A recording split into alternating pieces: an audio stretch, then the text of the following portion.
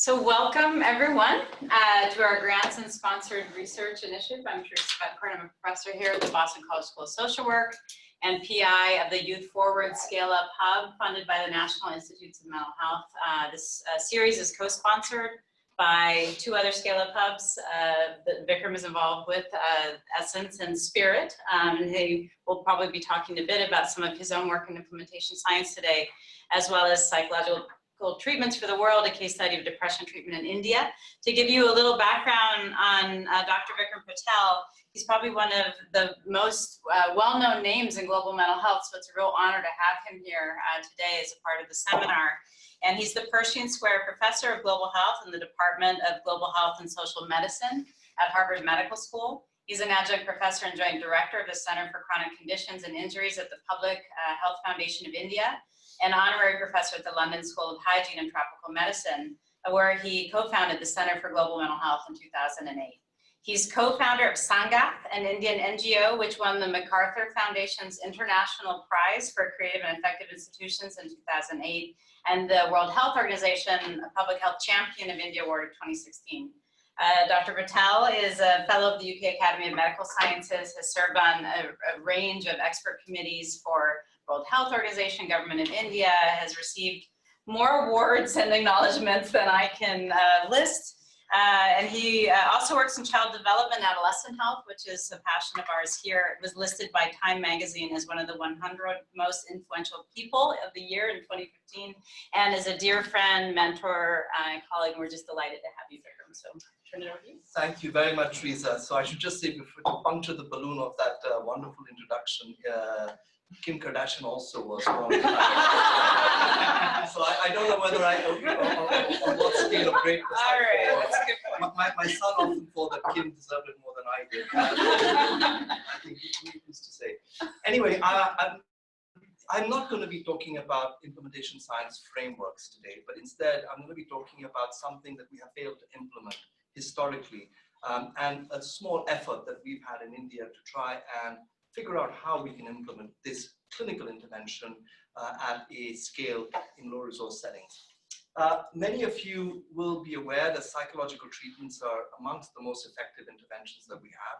In fact, child development, all the interventions you described fall within the same kind of broad category of interventions that involve talking to people, guiding them to understand better the issues that we're trying to deal with, risk behaviors or mental health problems, and then to support them to master those skills so that they can practice those in their everyday life. That really, in a summary, covers a whole range of behavioral interventions. Psychological treatments are a narrow subgroup that are essentially targeting people with mental health problems. But what I'm about to present to you really could easily be applied to the full range of behavioral interventions. Now, here's the thing, psychological treatments, incredibly effective, been shown repeatedly to be at least as good as, if not better than, medications for the majority of mental health problems. We're talking mood, anxiety, trauma-related, and substance use-related problems, yet no one ever gets them. And I often argue the reason, one of the fundamental structural reasons is, of course, if psychotherapy could be packaged in a pill, it would be the most common prescription in the world. But of course, there isn't, in fact, any such incentive to get psychotherapy out because there's no commercial incentive, there's no industrial incentive. But I'll return to that later on in my talk. There are more important immediate barriers that we have to deal with. The first important barrier is demand. We don't acknowledge enough that the demand for mental health care in the way that is conceptualized contemporarily, which is very diagnosis heavy, very psychiatric, very much within the context of being diseased. This is not often an acceptable way of understanding these common mental health problems. If I've suffered, for example, a grievous injury or trauma, to be diagnosed with a mental disorder is not always the most helpful or acceptable way to understand why I have these very distressing experiences following the trauma. So demand is a very important issue. People don't really want to go to a mental health center for these kinds of interventions. And of course, supply is something that all of you would be always familiar with. So supply side barriers really refer to the lack of and the maldistribution of skilled human resources in most parts of the world, including here in the US. So in fact, the US, and I'll talk about the relevance to the US towards the end of my lecture, the fact is this is a place which has enormous if you look at the absolute numbers, enormous resources for mental health care, but yet a very large proportion of people, by some estimates, more than 50% of people with these mental health problems do not have access to quality psychological treatments.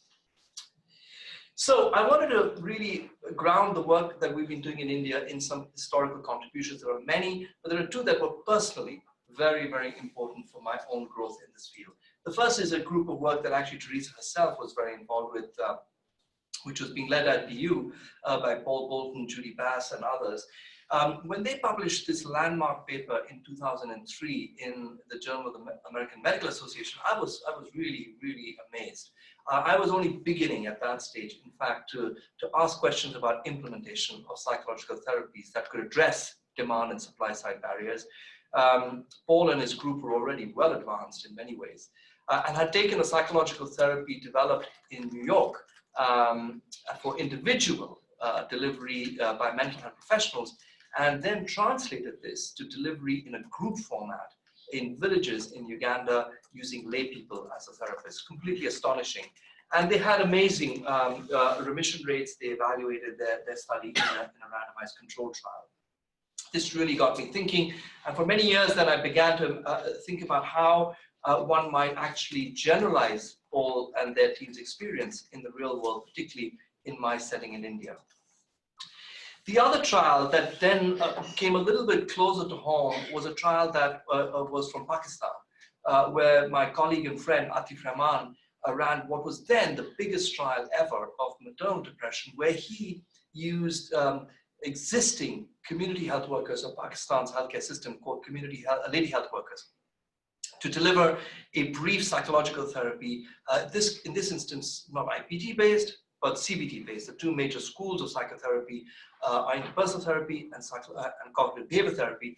And so Atif used CBT and demonstrated again really quite large and sustained effects on remission from maternal depression when lady health workers delivered this treatment in a randomized control trial. So I was very inspired by this body of work. This was probably two of the most important historical pieces of work that really influenced my next step, which was in 2000, launching a initiative funded by the Wellcome Trust, whose aim it was to really codify a methodology, learning from these historical precedents, drawing from a variety of other implementation science experiences on how to address demand and supply side barriers for the delivery of behavioral interventions, to codify a methodology really that could be then implemented repeatedly for any number of behavioral interventions, to identify what are the key methodological steps that we need. And of course, that would start with what are the key research questions that we need to pose, what are the methods to address those questions, and the sequence through which we could then build, as it were, scalable psychological treatments. And then we wanted to apply this methodology to developing two new treatments. Not necessarily new as in people hadn't tried this before, but really apply the methodology to two mental health problems and to see to what extent we were able to arrive at treatments that were effective as well as acceptable. So we started really by posing these two broad questions. We thought these are the most important questions when we are designing psychological interventions that are scalable. First is, what is the architecture of treatment? I often use the metaphor of a house. When one builds a house, typically one has to have a design which actually first starts with how many rooms do you need in the house? What are the purposes of each of those rooms? For example, how many bedrooms do you need? Do you need a kitchen? Do you need, how many bathrooms do you need? And each of those has a function. And then you really then need to also look at what is the sequencing of those rooms. You know, when you enter the house, which room will you enter first and why? I often use this sort of metaphor for psychological treatments. Quite the same way, you can apply the same metaphor and say, what are the different components that will go into your treatment? What will be the sequencing of those components? Always keeping in mind a theoretical foundation of what the purpose of those of the overall treatment is and how the components fit into that. And secondly, how should the treatment be delivered? And again, using the metaphor of the house, once I have a design, the next question is, of course, a more engineering one. How do I actually build this house? What are the various substances I have to use? What are the way I'm going to actually roll out this house? And again, you can see the analogy with psychological therapies as well. It's about delivery. Now, we then had guiding principles for each of these questions. The guiding principle for the architecture is not to pretend that we were building something de novo. That is to say, there was an absence of evidence. That is not the case. There are two kinds of evidence that we thought were very important to build on. First is global evidence.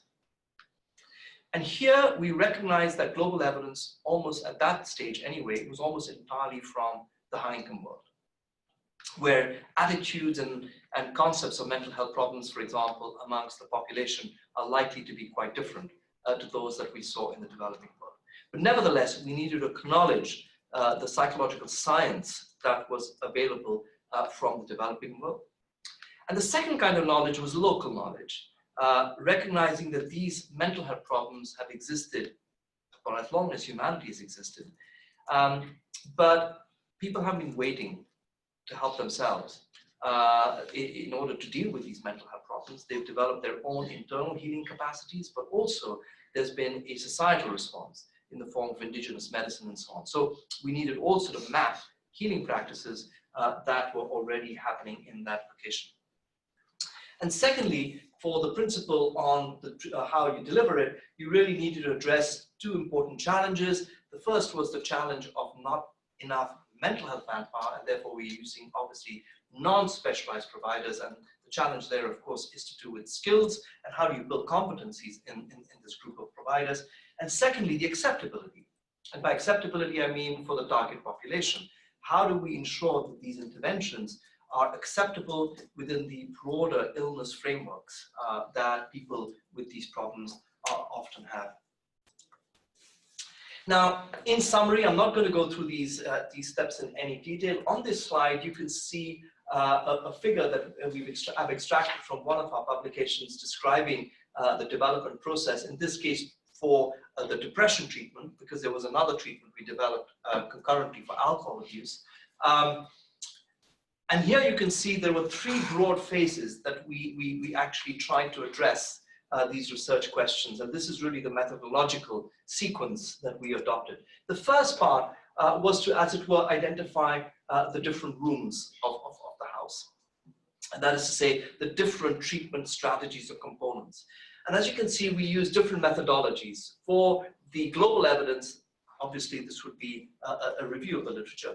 But for the local evidence, we had to really look beyond the published literature, because much of the local evidence isn't published in the kind of journals that are searchable, but instead to look at things like PhDs of students of social work, of psychology, etc., in major Indian universities, and also carrying out qualitative studies with people who represented our target group as well as indigenous healers, really asking them simple questions like, what do you actually do for this particular problem? What is the advice you give? And then trying to characterize that in the next step in this phase into treatment strategies.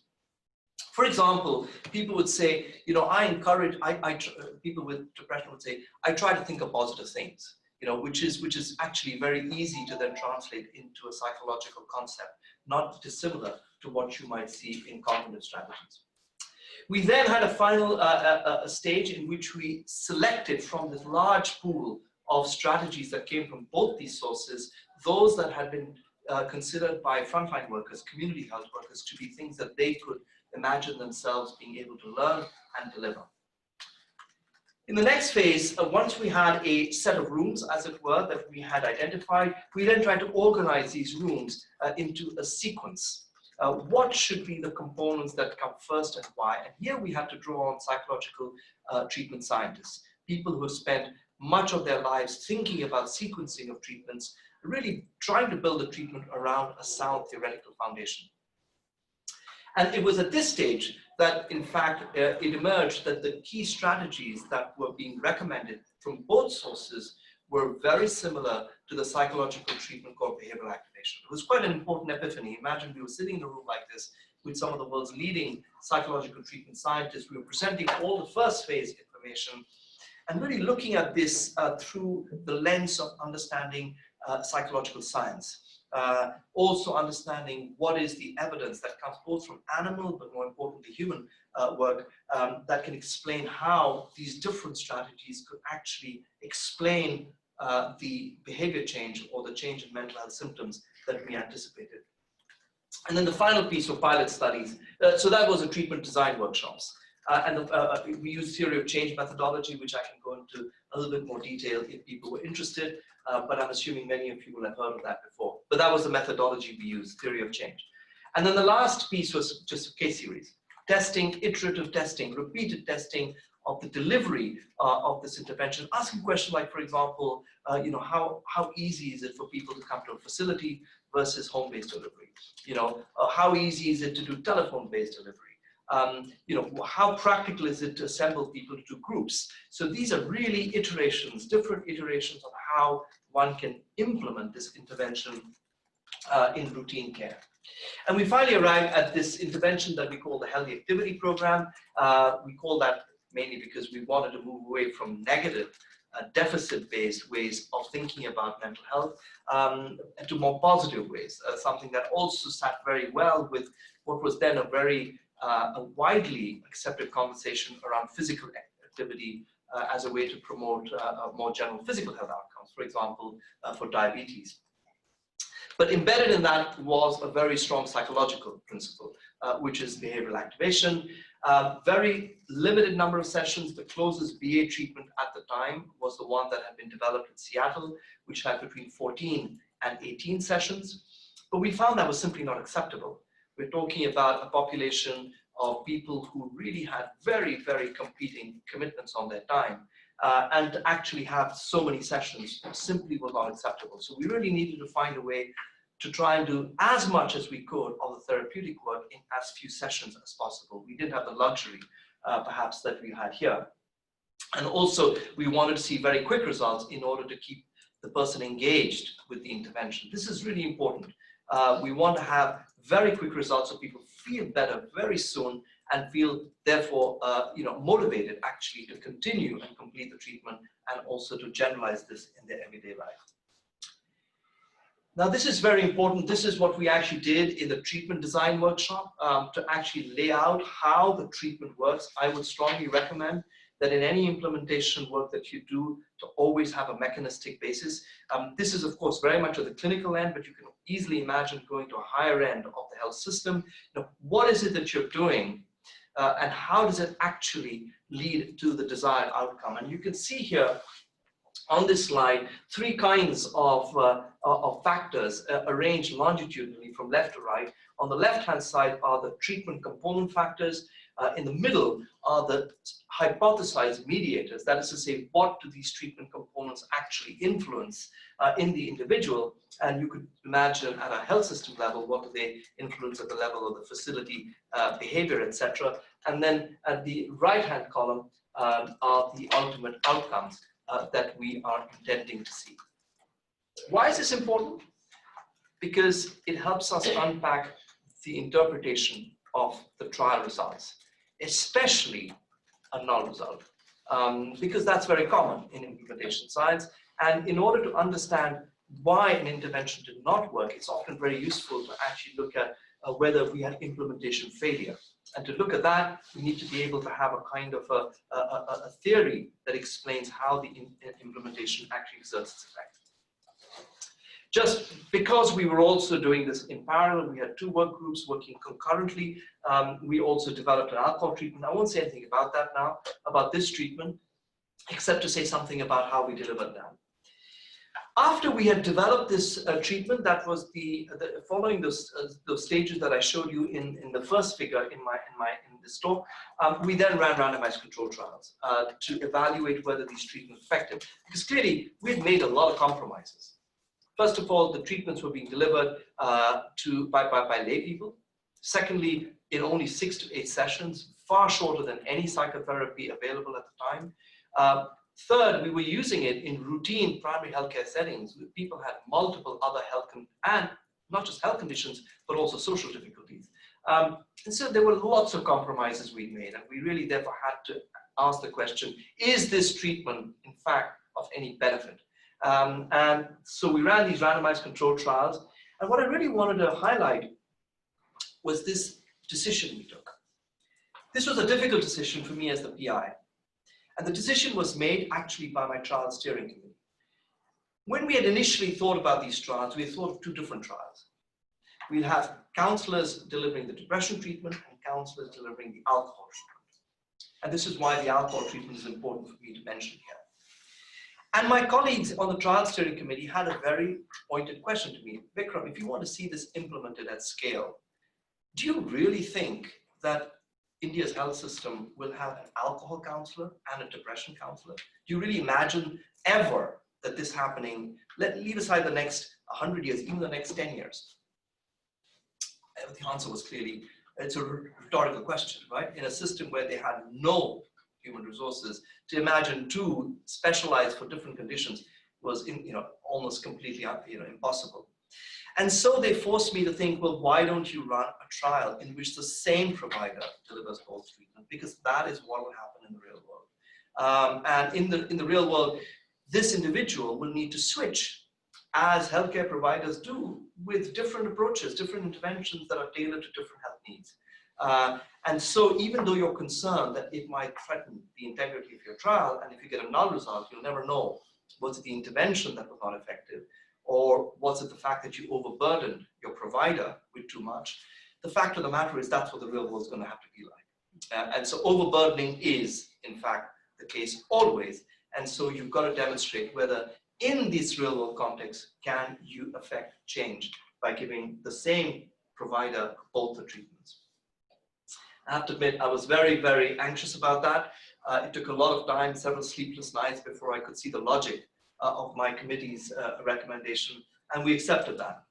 Anyway, I won't say much more about the alcohol treatment, except to say the primary outcome results were published in the Lancet exactly, I think, 2 years ago, and then the sustained 12-month outcomes about a year later was also published. And I'm only going to present a few of the key headline findings, and then really spend more time about thinking how you implement and scale up these treatments. So in the trial, we looked at two major indicators, three actually: acceptability, feasibility, and effectiveness. The most important acceptability indicator for us was treatment completion rates, because that in many ways reflects whether or not a person really thinks this is a valuable health intervention for you. And as you can see here, for psychotherapy, this is incredibly good. Actually, for any behavior change intervention, that's pretty good. 6 to 8 sessions with 70% completion rates. I couldn't have expected anything better. But there was a caveat.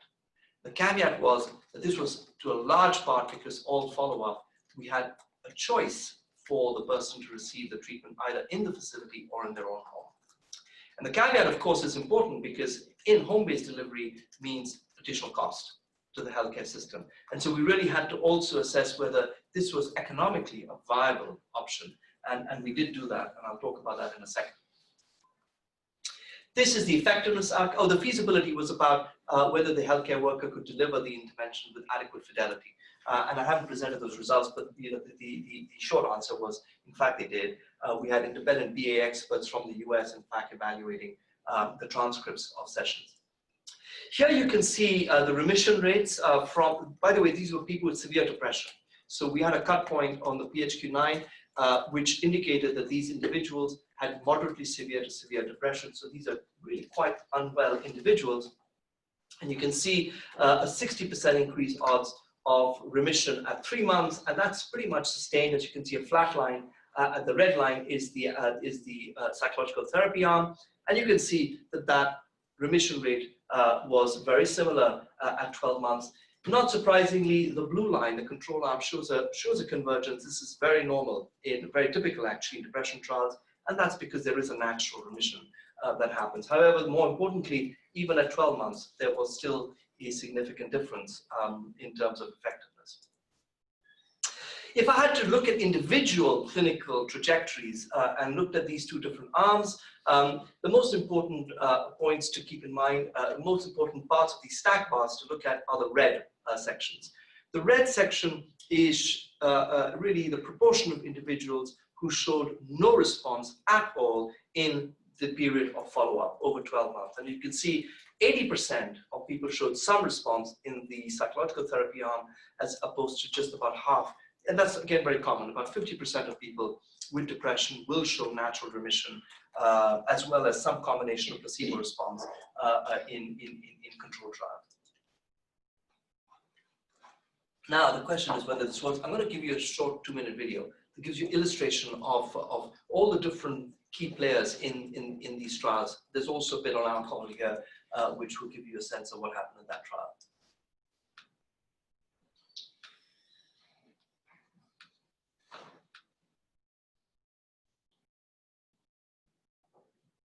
म्हाका खूब tension जाता तरी हांव बरें नासता हांव जेवपाचें B याद जाता आनी कितें खावचें कितें काम करचें तें म्हाका दिसच ना आनी भुरग्यांकूय हांव केन्ना सारकें वाडिनाशिल्लें टायमूच म्हाका असो बसोनूच हांवें काडलो खूब टेंशन जाता. With depression, we've developed a very specific treatment called the Healthy Activity Program. This is a treatment that's based on the concept that when people become depressed, they stop doing activities that they typically do. Actually, पहिले हांव सोरो पियेतालो आनी सोरो पियेता हितून अशें जातालें की थोडे क्वॉन्टिटीन पियेतालो मागीर क्वॉन्टिटी वाडली तेज्या उपरांत मागीर हांव लग्न जालो लगीन जावन थोडे दीस कमी केलें परत फ्रेंड सर्कला भितर रावन म्हाका सोऱ्या कडेच वयचें अशें दिसलें आनी सोरो पियेतालो लोक सुद्दां म्हाका जेन्ना पळयताले तेन्ना बेवडो कसो अशें. Alcohol use disorders are a collection of a range of alcohol problems which are of increasing severity and can be called as hazardous drinking, harmful drinking, and dependent drinking. Counseling for alcohol problems, or CAP, is an intervention that's been developed for harmful drinkers. So we have a range of patients who come to primary care. Our treatment is designed to cater to all of these different types of patients. तिने स्वतः प्रयत्न केलो की हितूंतल्यान भायर सरपा खातीर जे आमी सेशनान उलयतालीं जे आमी 30 ते 40 मिनटां बसून उलयताले तेन्ना तिणें खूब बऱ्या तरेन ते ती करपाक लागली. तिका अशें कुळागरांतलें काम आसा जें रोंपे लावपाचें नळणी काडपाचें किंवा कुळागरांत जें कितें कितें ती लायता तें तिका खुबशें आवडटालें आनी स्वता ती तितूनच बिजी उरताली पयलीं. सो ती कशा तरेन सुरवात करूंक शकता हेजेर आमी काम केलें. तेणी म्हाका 10 मिनटां दिलीं मागीर 15 मिनटां दिलीं मागीर म्हाका तें काम बरें जाता अशें दिसलें हांवें 5 मिनटां 2 मिनटां वाडोवन केलो आनी म्हाका आतां वाकवाट सुद्दां जाता बरी जाली ती खूब आनी बरी आसा सामकी. बरें भशेन ते समजोवन सांगपाची पद्दत आहा तेंचे कडेन अशें जर प्रत्येक म्हाजें तरी बरें जालें पण आनी कोण सोरो पिणारो आसा बरो खूब सोरो पिता तसल्यांक जर असले कावन्सिलर जर मेळ्ळात तर तेंचो बी सोरो सुटोवंक शकता. One of the things I will say is that it's very important when you do this work to have video documentation. On a complete aside, I found that it has very powerful impact on policymakers. No one ever reads your papers, but I think they do watch videos. And I've just found that now in all our programs, we make a huge effort to try and get IRB permission right at the outset to actually video document, especially after people have completed the trial, so that it doesn't contaminate your participation, to actually document what, and not just for those people who actually improve. In fact, the ideal way we do things is we randomly select people without knowing the outcome status. And that's a very powerful way of having a video documentation, so you're not cherry picking people either. Anyway, our key conclusions was, that these treatments were I haven't presented the drinking problems trial results, but suffice to say that we also found similar results. And very importantly, I haven't presented the economic results. And we found that over 12 months, these treatments were cost saving. And the reason they were cost saving is that even after you factored in the cost of training, supervision, extremely important, then the cost of home visits, we used to cost of actual home visit, that's both time as well as travel costs. Even after you factored all of this in, the health system was saving money. It was saving money, why? Because these people stopped using the healthcare facility. That was how they were saving money. And then if you added societal costs, which is a cost to do with the individual's costs, like number of days off work, the amount of time I spent going to hospital, because don't forget, in a societal model, it isn't just the health workers cost that you have to think about, but also the people who you're serving. In fact, it was almost 100% cost savings. So it was a no-brainer investment for a healthcare system. Now, the next important thing I would always urge you to think about is that whenever you see an intervention, it's really important to try and get someone else to replicate it. In our field, there's a lot of what some people call allegiance bias. What does that mean? It basically means that when you have a very driven team, and my team is very driven, and you develop an intervention, that you find effects that sometimes can't be replicated. And that could be because, for example, that there is a huge amount of attention given to granular details, which are not implementable anywhere else. They're basically not scalable. So I was very happy when this organization in Nepal, it's a Nepalese NGO, approached us when they saw these results and said that they were scaling up MHCAP, which is the World Health Organization a guideline for primary healthcare treatment of mental health problems. And they wanted to examine whether this depression treatment actually, whether it could improve even more the clinical outcomes of people with depression who were attending these primary healthcare facilities where everyone had been trained with MHCAP. MHCAP is a 5-day training, a very intensive training of the health facilities. So we were very happy to share our manuals. And also, one of my colleagues went across to Nepal and did a training of trainers, and then after that, the rest of the program was run entirely in Nepal. The results were just published last month, in fact, and we were thrilled to see that in comparison with an extremely active control group, this is a 5-day comprehensive training. This is what is, in fact, currently the recommended intervention for primary care management of mental health problems. We found on the left-hand side, you see symptom severity, and you can see the black or the dark colored bar is the one that had the healthy activity program released in addition to the facility-based intervention. And you can see very clearly that both in functioning terms as well as symptom severity, there was a clear and a widening impact as you followed people up. This was done by completely separate teams. So that's extremely reassuring as well, that this is not a flash in the pan result. There are ongoing other adaptations now of this treatment in Malawi, Nepal, and in Uganda. Hopefully we'll see results of this in the coming years. And here they're really, again, contextualizing the treatment, which is really behavioral activation, by the way. The branding is really largely done as most branding is, just to create a kind of a demand for it. But actually at the heart of this, we're talking of nothing different from behavioral activation, which in my mind is the active ingredient of the psychological treatment. So I don't want you to think that this is something very special. No, it isn't. It's just a very brief behavioral activation treatment, which has been branded like we often do because of the reason of communication. Now, I want to now take this to the larger picture and think ahead what this evidence is telling us. My colleagues Daisy Singla and then Brandon Ford have been leading systematic reviews looking at the larger literature. Between the time that Paul Bolton and Atif Rahman did their work and now, there has been an absolute flourishing of trials. Implementation studies are still very few, and that's what we're going to talk about just at the ending. But certainly just developing interventions that are scalable, there's been an absolute flourishing of trials. Therese has been involved in the child development field, but if we look more narrowly at mood, anxiety, and trauma-related conditions, my estimate is we have now more than 70 randomized controlled trials. This actually makes it one of the largest evidence bases of any clinical intervention in any branch of non-communicable disease and mental health in the global context.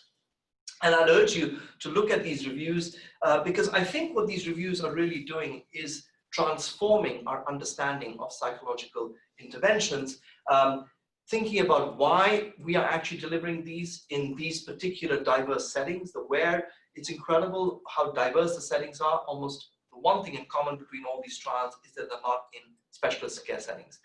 They could be in primary care facilities, they could be in schools, they could be for young people, they could be at home-based delivery, as in the case that we had. But actually, many people are delivering these therapies at home. The composition of therapies is incredibly interesting to read in Brandon's paper because there is, of course, a core active psychological science-based ingredient, but there's almost always a scaffolding in which these treatments are delivered. And that scaffolding is largely to do with social determinants. Because to engage people in these therapies, and remember that most mental health problems, if not all, I would suggest, there is always a social determinant in which they occur. It's totally artificial to say, I will deal only with your psychological experience without even considering the social context in which it occurs. You could do that to some extent in the West because there's a whole army of social welfare providers, social workers, etc. But in most parts of the world, in fact, there is no social worker. So the frontline provider has to really become, therefore, a hybrid, someone who is equally able to navigate and support you through addressing social determinants. A good example would be domestic violence. It's impossible. It's almost artificial to say, let's talk about the way you feel if you also have to go home after that session to a person who is going to be physically violent to you.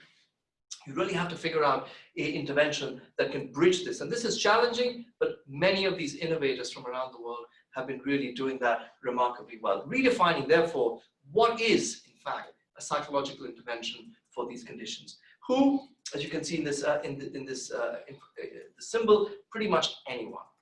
But the key is how, and that anyone doesn't mean that anyone can simply be armed with a manual. There is an enormous amount of knowledge and effort that's gone into competency-based training and, of course, supervision. I will say to you today that if you ever see a report that says, we trained 10,000 workers, throw it in the bin. It's useless because it has absolutely no bearing on actually what, in fact, they did. But if we trained 10,000 workers and we supervise them, and this is a supervision, we achieve these competencies, then I would take that seriously. And of course, the real ultimate holy grail is actually what was the impact on people. That's harder to do in an implementation context, but you don't want an implementation context that simply says, I trained so many people. Because training in and of itself with nothing else, sadly, is not enough. We have to go beyond that. So some key design principles that we have distilled from this large experience base is we must respect both the global and the contextual. Any position that excludes one of these, I think, is going to miss a very important part of the whole picture. You know, when I started my career, there was a very strong belief system that because mental health problems were so deeply rooted in culture, that you couldn't learn from other places. This is not the truth. If I look at this large evidence base, a lot of it generated in a grounded way. It's not about people taking ready manuals and adapting them, but doing the kind of grounded work that we did. And then you look at what they finally arrive at, it actually looks very similar. And in a sense, I often argue now, I'm convinced that psychological pain is like physical pain. There is something quite fundamentally universal about the human experience of response to adversity and threat and stress. And therefore, we can learn from one another. And I think that's a great piece of news for many of us. But also, there are obviously very important local factors that need to be taken into account as you design interventions. Increasingly, we're moving away from complex packages of psychological interventions and thinking, as I showed you in that theory of change map, very specific mediators. Why is that really important? Because you can be more parsimonious. Because you can actually really hive off unnecessary bits of the intervention and just focus on training your health worker on those specific techniques. Also, in fact, for the recipient, it's easier to learn one technique than about 10 if you know that that is a technique or that is a skill that you need to master in order to promote recovery. Brief sessions, in our view, is the way to go. And you'll see in my last slide that, in fact, that's the way we're moving in the US as well. Competency-based training and peer support. The last bit is quite important. You know, supervision, one of the great bottlenecks of supervision. I remember when we started, we used to have a world expert sitting in the US doing remote supervision on video. You know, we don't need to do that anymore. We now have evidence that person should do some fidelity checks and quality assurance, but supervision, which is very much a regular, ongoing aspect of the intervention, can in fact be devolved to local providers who are supervising each other in the same kind of way that you'd see peers supervising each other in psychotherapy here in the US. And of course, I have no question, you know, when people used to say, you know, is this really viable community-based delivery? I'd say, well, we're doing it for TB, right? We're doing it for HIV, but why are we not thinking that we can do this for mental health problems? You know, if we really genuinely believe in parity, why are we making excuses? Oh no, this can't work for mental health care. while at the same time, we completely accept that TB treatment now has been completely transformed by thinking of home-based delivery of anti-tuberculous drugs, and similarly with HIV as well. Antiretroviral drugs in many parts of the world are now being decentralized into home-based care. So I think we need to be a lot more forceful and argue that if we really believe in parity, community-based delivery of mental health care interventions should also be considered as being affordable. Now, we've applied these design principles to many other interventions since then. Remember, when we started this program, we were not trying to actually necessarily ask the question whether task sharing worked for depression. People had already shown that, like Paul had, but really to try and codify methodology, a design methodology. And so we've applied exactly the same sequence of design to a number of different conditions or contexts, as you can see here. And each of these you can access through these different publications to demonstrate, to see what the impacts were.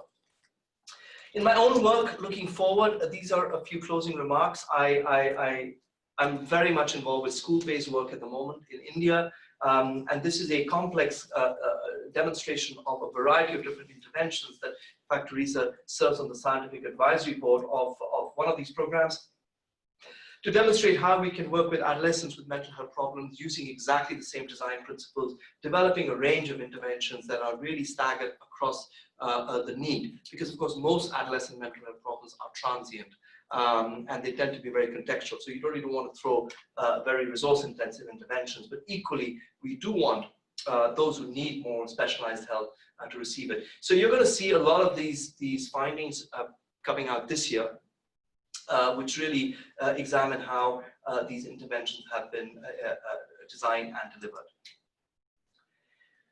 Finally, where am I heading? Apart from the adolescent work, I think we have to acknowledge that we have these amazing knowledge base about these interventions, transforming lives, being delivered in real-world settings by ordinary health workers. Yet it's never going to go to scale. I'll be honest with you, it's not going to go to scale. Again, you know, drawing back on my opening remarks, there is no pharma company here that's going to sell this.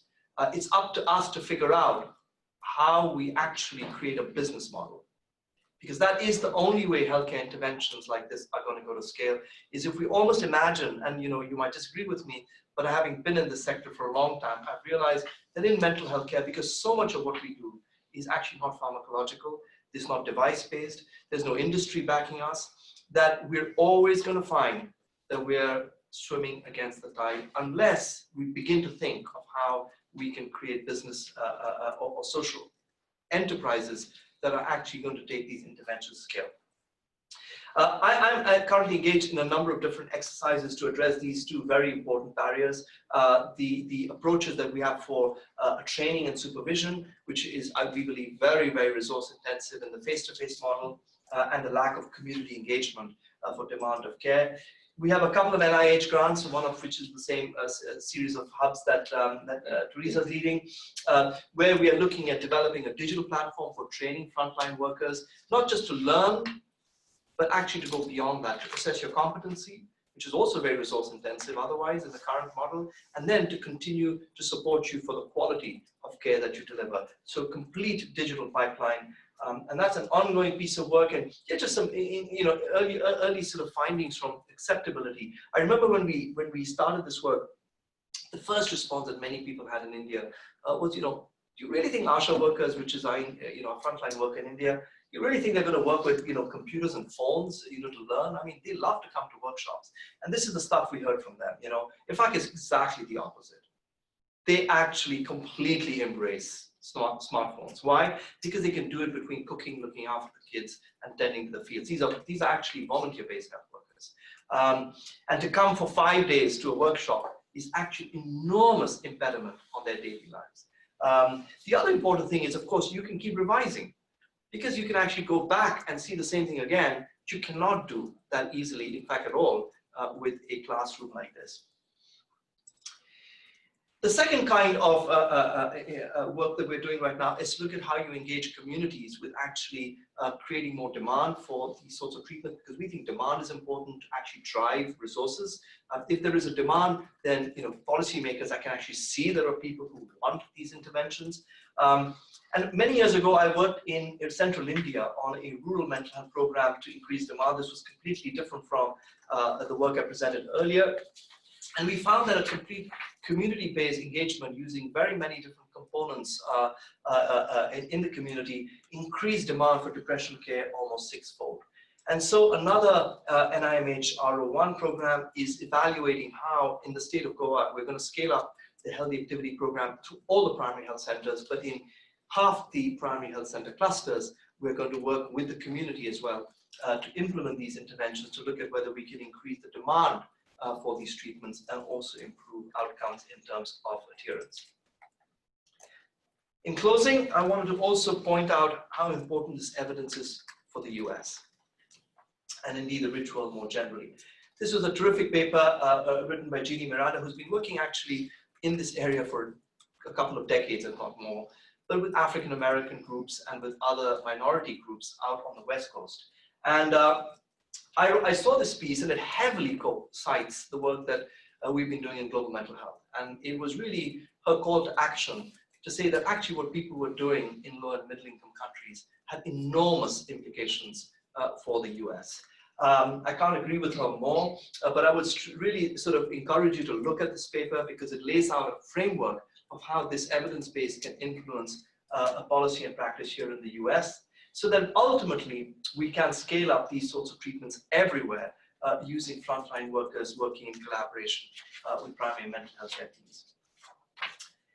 Finally, this grant just came through last month. It's a $13 million grant, which is doing exactly that.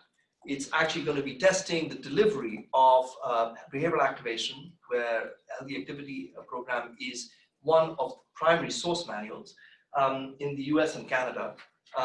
They'll have to adapt the intervention for use in maternal populations in this case, and essentially also look at its delivery, obviously by task sharing in the US and Canada. That is not lay people, that would be nurses, but that is task sharing in this context. And secondly, also examining its delivery through telemedicine. So two different ways to implement the intervention embedded in routine perinatal healthcare services with two sites in the US and one in Canada. For me, the future is, first of all, a digital platform for scale-up. I've been talking to Teresa about this. The idea, can we build a digital platform where anyone can actually learn a treatment, achieve competency and be assessed for it, master its delivery, and then access a suite of digital tools to enable quality as they deliver their treatment. We have to be more forceful about the need for more resources. Imagining that we can address these large mental health care gaps with existing resources, like somehow we're going to magically get people to do more, is absolutely not tenable. We have to be more forceful that we have these effective interventions and we can deliver them, and those investments are cost saving. They're certainly cost effective and possibly cost saving. We have to be much more forceful with health systems to increase allocation for financial human resources. Remember, every other field has done it. I think in our field, we've been unbelievably apologetic that we need a little bit more. Remember, every other field in global health has successfully argued for more money, and they've got it. And I think we really do need to be more forceful for the need for more resources. And then, of course, we also need to recognize, as some of my mental health professional colleagues would argue, and I agree with them, that one size does not fit all. There will always be people who need a little bit more because they have more complex problems, they have more refractory problems. No one-size-fits-all solution will ever apply in the same way as it does, say, for example, for malaria. I don't think that's the case with the kinds of issues that we deal with in the mental health care field. So I'll stop there. I've gone a little overboard, but I've got at least 12 minutes. You do. Thank you very much. Excellent. Thank you. I want to open it up for questions. We have some folks online, so Sarah monitoring the online questions, but how about in the room first? I do have a question, which is about the supervision and quality improvement elements. One thing we've started to do in our refugee lay worker delivery model here in the US and also in Rwanda is have, after they've been trained and they're in supervision groups, have the lay workers audio tape their sessions and we have supervisors dip in. The question is how quickly we can have quality improvement cycles when we see people are off base. And that's been a challenge for us, even with technology, because we're working when we're off the grid. The time it takes for the lay worker to, get that file uploaded and the supervisor to listen to it and then getting the feedback to them in time for their next session, the lags are too great. And so we're trying to innovate around those methods, but then we also realize that that's pretty fancy and the government can never do that anyway, So there's two questions there, I guess. One is, what have you seen in terms of innovations around quality improvement and lay worker delivered models? And then what, if any of these models, have you seen that can translate to sustainment of quality when lay workers are delivering mental health interventions when they transition to things like government delivery? So, Teresa, this is a question which doesn't have an answer right now. It's probably one of the most important questions in community health worker delivery, is how do you supervise? Supervision only is instrumental. I mean, the real point here is how do you assure quality, continuing quality of care, but also avoid burnout, because supervision is also slightly the word I know we include support, but in fact that's another really important element here. And I think it is one of the most important questions in implementation science today. How do you supervise and support people in incredibly low resource settings where, for example, digital tools can't even be applied? And how do you ensure that the information that you're collecting can be rapidly returned in those PDSA cycles into supporting and yet not diminishing or infantilizing the community health worker? I'll tell you, in my own experience, and I'm sure this will be yours as well, community health workers are incredibly sensitive to the community they work in. And they're probably better, and I'll be saying this only in the closed rooms over here, probably better than most mental health professionals because of their ability to engage with social determinants in the way that mental health professionals cannot, because we are usually so far removed from that social context. So I think supervision is something they take to, in my experience. They enjoy it, they really benefit from it, provided it's given in a respectful way. And how do you actually do that is one of those really important challenges. In India, luckily, we do have better digital at the moment, so actually we are moving very rapidly digital. So for example, having real-time, during the session, you're having polls in which you can use validated questionnaires that can give the mentee a sense of what their peers are thinking, and then to have a webinar kind of guided discussion on that session and what they should be doing in the future. The other thing is to have checklists.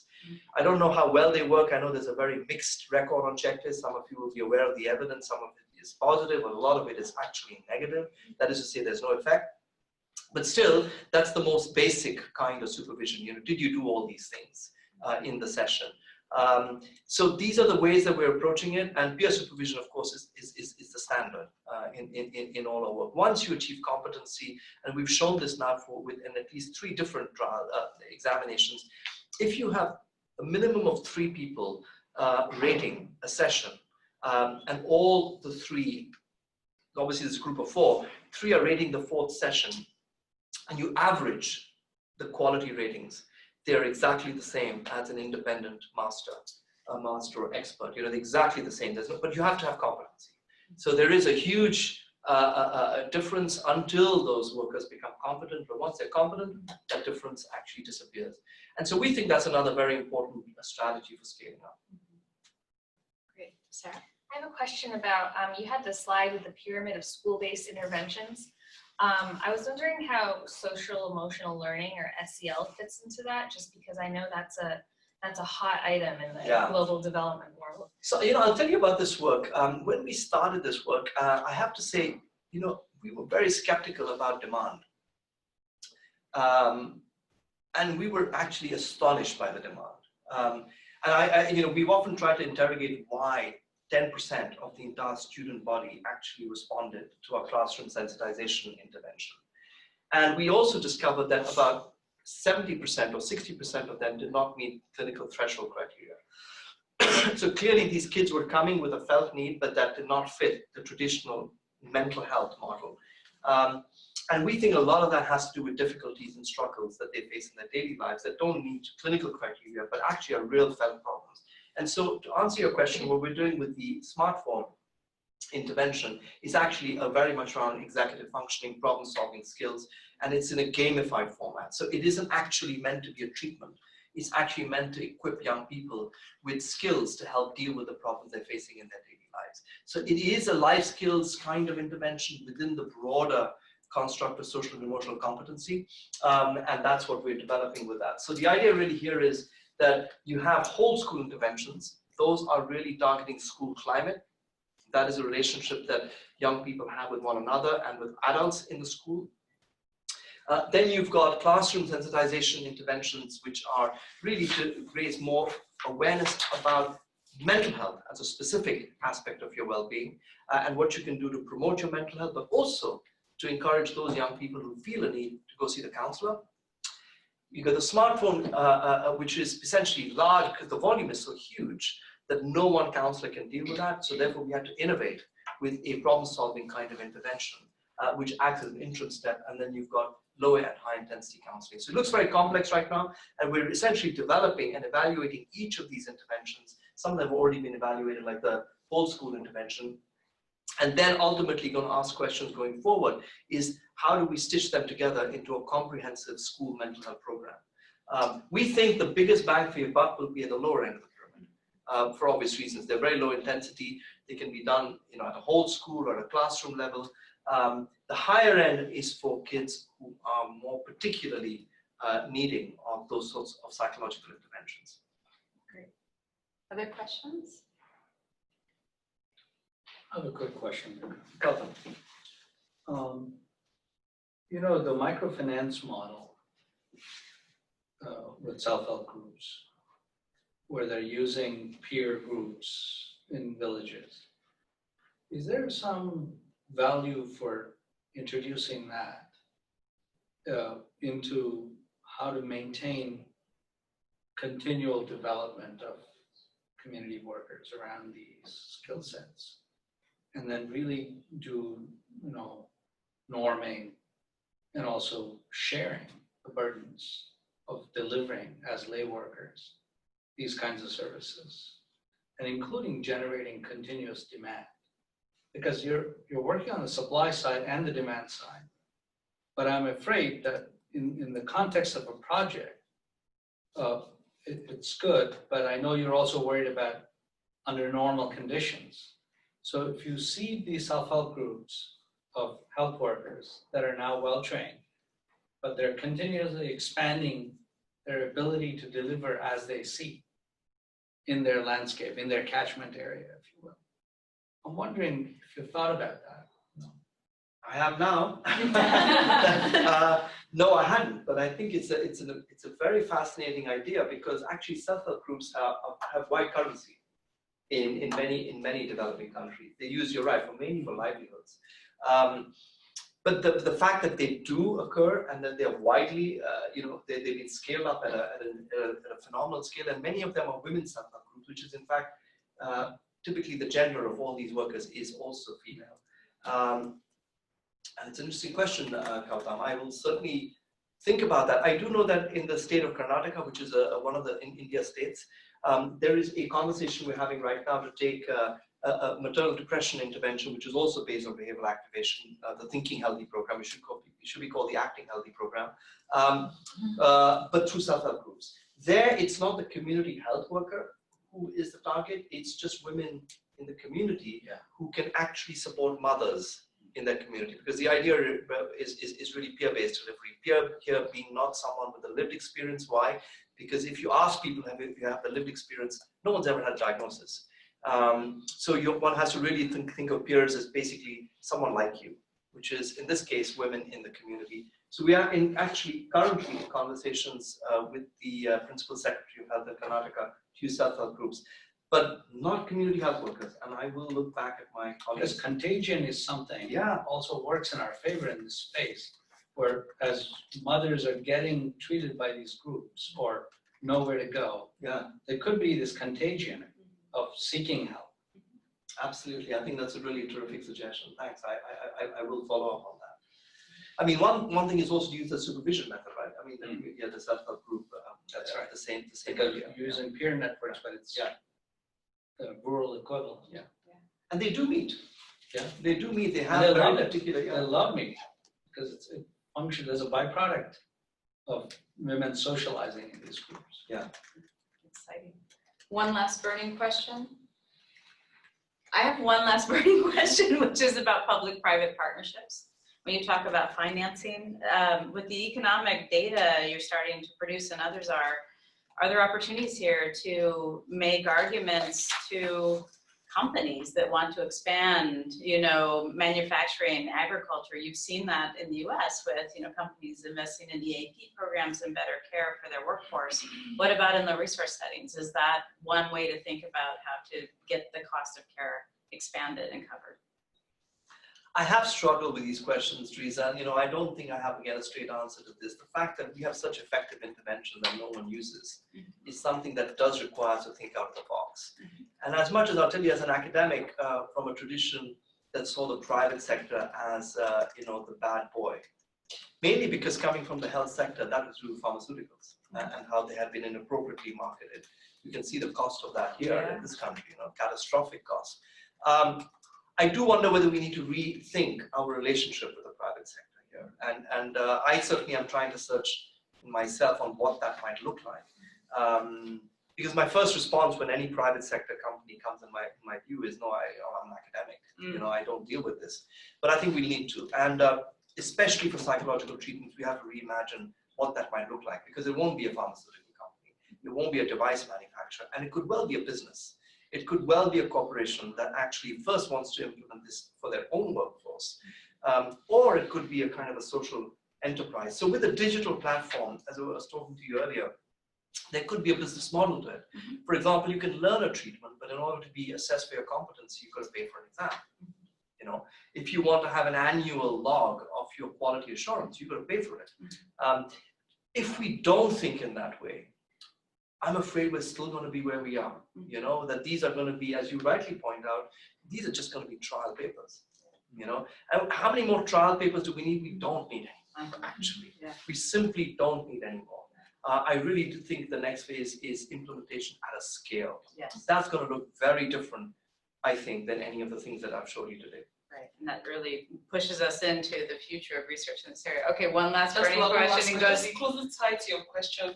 In a large population like India now, who are you working with? Your partners, are they public in terms of government or private facilities? And what is the platform for driving scale? How do you intend to reach everyone? Like in most of the countries that are large, it's the governments that have at least a center somewhere in local. So who are your partners? How are you making this happen? What platforms? So the private partner is the state governments. So India has a federal structure, it's just like the US. So the state governments are the ones who do deliver healthcare. So they are my primary partners. So with 4 governments, we have memorandum of understanding. And who in the state government is their frontline workers? They're called ASHA workers. In some states, they also have counselors. In some of the states, like in Delhi, we work in schools where they have counselors in the schools that are ASHA workers. So yeah, it's state government. However, I am, in the last 6 months or so, started talking to private entrepreneurs. So there was, just to give you an example, and I'll close there. There used to be the Amazon of India, it was called Flipkart. It's the equivalent. It's basically an online e-commerce thing, and then Walmart just bought it. And so the guys who had started this made a huge amount of money, and now they're investing in a variety of different startups. And one of the startups they invested in is called MindFit, which is a network of well-being centers, which is the way you brand mental health care. And so they've opened 100 centers, but they have no human resources. So they face exactly the same challenge as the public sector. It isn't the case that everyone's in the private sector. There's just no one there. So at least no one there who can actually deliver empirically supported interventions. And so they've been in touch and said, this digital platform, can we purchase sort of services from the platform? That's an example. I mean, we'll see. I don't know where it'll go, but that's certainly a conversation I've been more positive about because it seemed like a reasonable thing. Great. Well, on the note of innovation, thank you again. Wonderful. And thanks for joining us.